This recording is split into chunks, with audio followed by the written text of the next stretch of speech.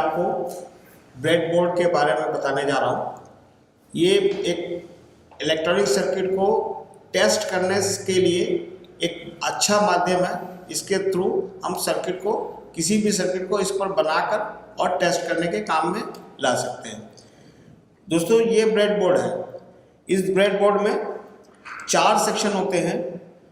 Section number 1, section number 2, section number 3 and section number 4। दोस्तों, इस section number 1 में यहाँ से यहाँ तक 10 ग्रुप में 5-5 के होल्स दिए हुए हैं और 2 लाइन दी हुई हैं। इनको हम पॉजिटिव या नेगेटिव बस की तरह से यूज़ कर सकते हैं। ठीक है, ये भी सिमिलरली सेक्शन 2 भी सेक्शन 1 के जैसा ही होता है। इसमें भी 5-5 के ग्रुप में 10 डिफरेंट होल्स बने हुए हैं और इन होल्स को हम एज ए नेगेटिव बस यूज़ कर सकते हैं। और दोस्तों, जो सेक्शन B3 और 4 है, इसके अंदर सारे होल्स वर्टिकली कनेक्टेड है। ये जितनी रोज दिख रही है ये सब इस डायरेक्शन में कनेक्टेड है और इसमें इस डायरेक्शन में कनेक्शन है। अभी मैं आपको इसके बैक साइड से दिखाऊंगा कि जिसमें आपको ये पता चलेगा कि ये किस प्रकार से आपस में कनेक्टेड है। ये रो नंबर 1 के 5 होल्स ये एक साथ कनेक्टेड हैं। इसमें ये रो नंबर 1 के 5 होल्स एक साथ कनेक्टेड हैं और ये 5 होल्स भी एक साथ कनेक्टेड हैं। 1 2 3 4 5, ये पांचों भी एक साथ कनेक्टेड होते हैं। इसी तरह से 1 2 3 4 5, ये पांचों भी एक साथ कनेक्टेड होते हैं। और इस पर कैसे कंपोनेंट को यूज़ करना है और किस प्रकार से इस पर हम अपना सर्किट बना सकते हैं, जैसा कि मैं अभी आपको बता रहा था कि इस ब्रेडबोर्ड में 4 सेक्शन होते हैं। तो इनके कनेक्शन कैसे हैं ये मैं आपको इसके पीछे से दिखाने जा रहा हूँ। ये देखिए, सेक्शन 1 ये स्ट्रिप अलग हो जाती है।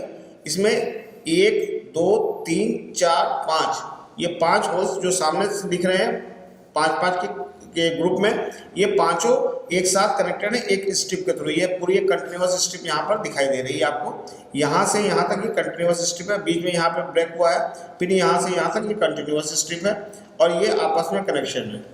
ठीक, इसी तरह से नीचे की रो में भी ये 5 स्ट्रिप की कनेक्शन एक साथ है, फिर यहाँ पे भी 5 का एक साथ कनेक्शन है।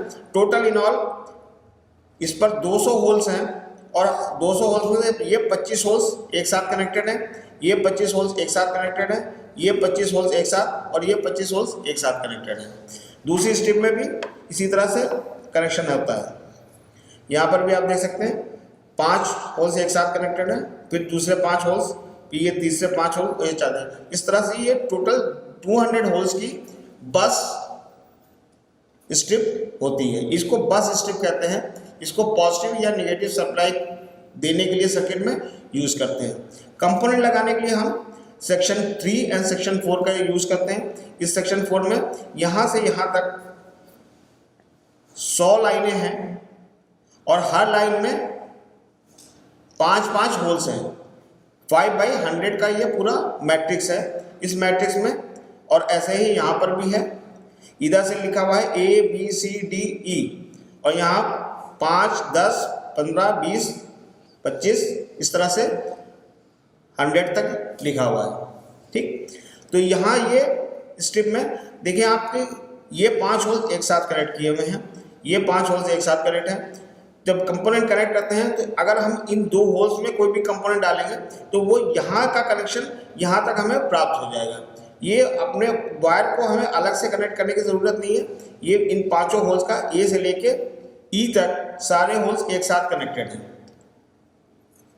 और ये रो वाले सारे जितने कॉलम्स हैं ये सब इंडिविजुअल कॉलम्स हैं, ये एक साथ कनेक्टेड नहीं है।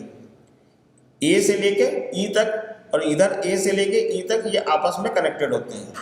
दोस्तों, जब इंटीग्रेटेड सर्किट या IC का प्रयोग करते हैं तो हम इस जो ये नाली सी दिख रही है, इस नाली के एक तरफ आधी पिन रखते हैं, दूसरी तरफ आधी पिन रखते हैं। मतलब अगर 8 पिन की IC है तो 4 पिनें इस साइड होंगे और 4 पिनें इस साइड होंगी। जैसा कि आप देख रहे हैं कि इसमें यहाँ पर एक IC को लगाया हुआ है और ये IC इसी तरह से लगाई कि नाली के बीच में दोनों साइड की पिनें आ रही हैं। 4 पिनें इधर हैं, 4 पिनें इधर हैं।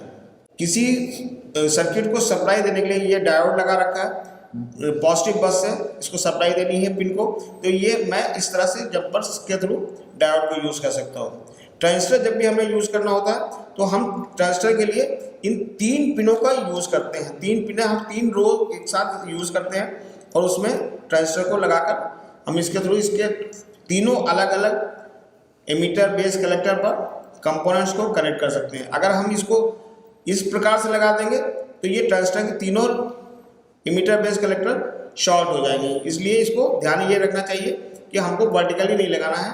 ट्रांजिस्टर लगाने के लिए हमको हमेशा इस साइड में लगा के रखना पड़ेगा। 3 पिनों को, 3 रोज को यूज़ करना होगा और जब तीनों रो को यूज़ करेंगे तब हम इस तरह से कंपोनेंट को लगा सकते हैं। एलईडी देखिए यहाँ पे लगाने के लिए 2 अलग अलग रो में यूज़ किया है। कैपेसिटर लगाने के लिए 2 अलग अलग रो में यूज़ करते हैं। यहाँ पर दूसरा कैपेसिटर लगा है, इसको भी अलग रो में लगाया है और यहाँ पर भी ये कैपेसिटर लगाने के लिए 2 अलग अलग रो में इसको हम यूज़ करते हैं। तो दोस्तों इस तरह से इस कंपोनेंट जब जंपर देना होता है पॉजिटिव से कोई किसी पिन को रेजिस्टेंस के थ्रू कनेक्ट करना है तो इस रेजिस्टेंस के थ्रू हम इसको सप्लाई दे सकते हैं। ये वायर और रेजिस्टेंस और इस पिन की आईसी की पिन को सप्लाई देने के लिए हम इसको यूज़ कर सकते हैं। कंपोनेंट लगाने के लिए ध्यान देने की 2 चीज़ें हैं बहुत मेन। सबसे पहले आईसी अगर यूज़ करना हो तो इस नाली के दोनों साइड आधी आधी पिनें रखते हैं, 4 पिनें उधर रहेंगी, 4 पिनें इधर। और ट्रांजिस्टर यूज़ करने के लिए 3 अलग अलग रो में इसको यूज़ करेंगे।